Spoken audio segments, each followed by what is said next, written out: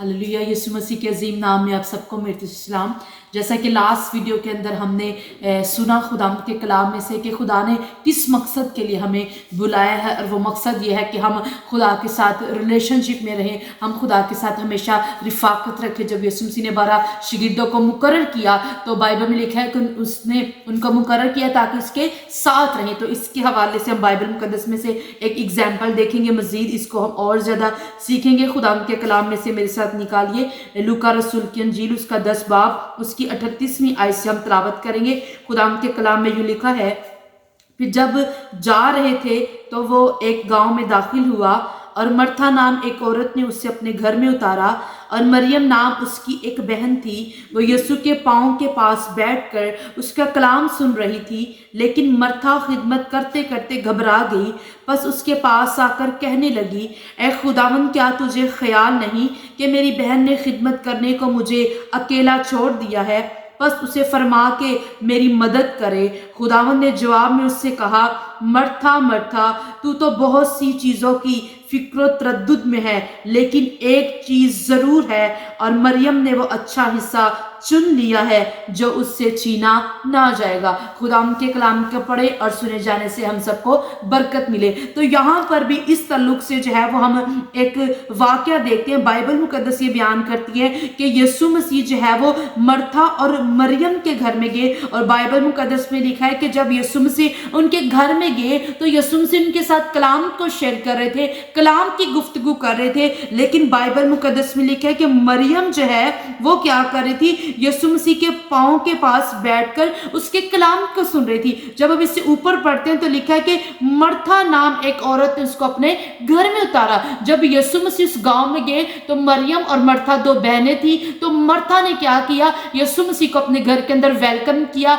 उसको खुशामदीद कहा। और जब यीशु मसीह उनके घर के अंदर गए तो क्या हुआ? मर्था क्या कर रही है? खिदमत करने में मसरूफ है। और जबकि यीशु मसीह कलाम सुना रहे हैं और मरियम जो उसकी बहन है वो खुदावंद यीशु मसीह के पाँव के पास बैठकर खुदावंद यीशु मसीह के कलाम को सुन रही है। तो मर्था ने जब ये देखा कि मैं तो अकेली खिदमत में बिजी हूँ और मरियम जो है वो आराम से बैठकर जो है वो कलाम की बातों को सुन रही है, तो उसने यीशु मसीह से कहा कि ए खुदा, मैं अकेली जो है वो खिदमत कर रही हूँ, मैं घबरा गई हूँ, मैं थक गई हूँ, इसको बोल के मेरी मदद कर। लेकिन यीशु मसीह ने कहा कि मर्था मर्था, तू बहुत सी चीज़ों को जो है फिक्र में रखे हुए है, तू बहुत सी चीज़ों की फिक्र तरद्दुद में है, लेकिन मरियम ने क्या किया है? उस अच्छे हिस्से को चुन लिया है। तो यहाँ पर भी हम देखते हैं खुदावंद यीशु मसीह के इन अल्फाज से हम गौर करते हैं कि यीशु मसीह ये नहीं चाहते कि हम उसकी बड़ी खिदमत करें। बाज़ दफ़ा क्या होता है कि हम जो है वो ज़्यादा फोकस खिदमत की तरफ रखते हैं, रिलेशनशिप की तरफ हमारा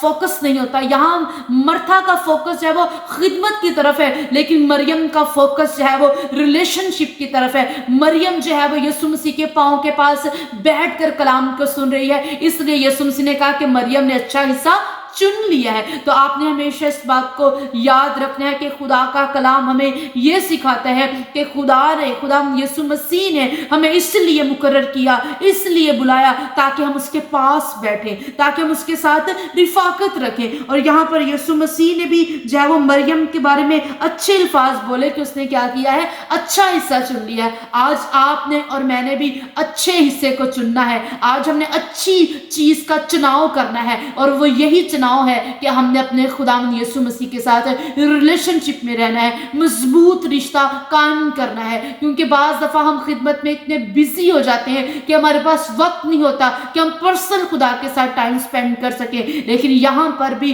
हम देखते हैं कि मर्था खिदमत में मसरूफ है। ये अच्छी बात है खिदमत करना, लेकिन हमेशा हमने फर्स्ट प्रायोरिटी जो है वो अपने रिलेशनशिप को देनी है। जबकि यीशु मसीह ने जो है वो मर्था की खिदमत को देखते हुए भी जो है वो मरियम की तारीफ की। यीशु मसीह ने मरियम को जो है वो अप्रिशिएट किया कि उसने अच्छा हिस्सा चुन लिया है। आज आपने और मैंने भी इसी तरह जो है वो खुदा के कलाम के मुताबिक अपनी कॉलिंग के पर्पस को समझना है कि खुदा ने हमें इसीलिए बुलाया है ताकि हम उसके साथ हमेशा जो है वो रिलेशनशिप में रहें, हमेशा उसके साथ बने रहें, ताकि हमारी जिंदगी भी फ्रूटफुल हो और हमारे वसीला से खुदा के नाम को भी जलाल मिले। God bless you all.